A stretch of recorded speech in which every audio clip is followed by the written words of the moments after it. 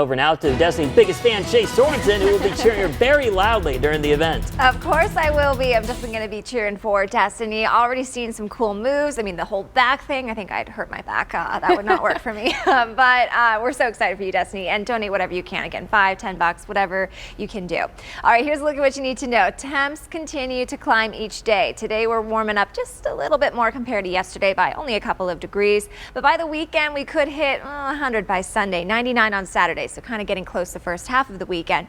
But will this be our last? On average, we typically hit our last 100-degree day on September 18th. Of course, it can go a little bit longer, so we'll talk about that coming up, but maybe. And then as we work our way into early next week, rain will be possible. Temperatures will also cool off a little bit too. Current temps, if you're heading out the door, mainly in the upper 60s, low 70s, so feeling really comfortable out there this morning. Air is also drier, so anytime we kind of get that light breeze, it may or may not feel kind of fall-like out there. To the south and east, mainly in the 50s and 60s, so feeling really good. Sonoyta back down to 51, so will you drop into the upper 40s this morning? We'll keep a close eye on it. 41 up in Hannigan Meadow. Now for today's highs, we're going to push it into the low to mid 90s, so right around average for this time of year. This is a perfect mid-September day. Warm and sunny with a southwest wind at 5 to 10 miles per hour. Overnight tonight, back in the 50s and 60s. To the south and east, mainly in the 80s today, but we'll see a couple low 90s like Safford, Green Valley, same thing out towards Ajo, potentially hitting 96 up in Phoenix too. Now here is a look at the latest triple-digit days. So the latest ever on record was October 16th back in 1991. So that's kind of how far into fall we could take the 100s. But, you know, again, on average, we typically see our last 100-degree day pretty much mid to late September. So fingers crossed that follows suit this year. Last year, our last 100-degree day was on September 16th, which is tomorrow.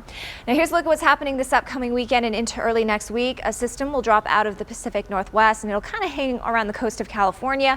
And then we've got high pressure out to the east, and that's going to pretty much act like a conveyor belt, bringing in moisture from the south. So that's going to help bring in moisture, up our rain chances, and we're also going to cool our temperatures down as well. So here's a look at the potential forecast rainfall totals. Of course, these numbers change around, and they will over the next few days, but it's kind of upped a little bit compared to yesterday, especially in northern Graham and Greeley County, where we could see potentially an inch of rainfall.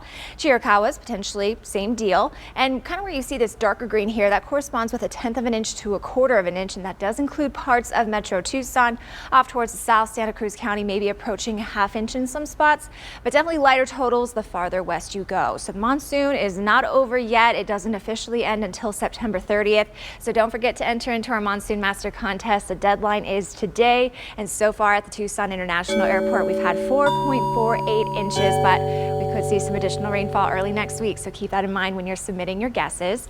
97 for your Friday, 99 on Saturday, 100 on Sunday, but thankfully temps drop pretty fast. Low 90s by next Tuesday, Wednesday, with about a 20 to 30%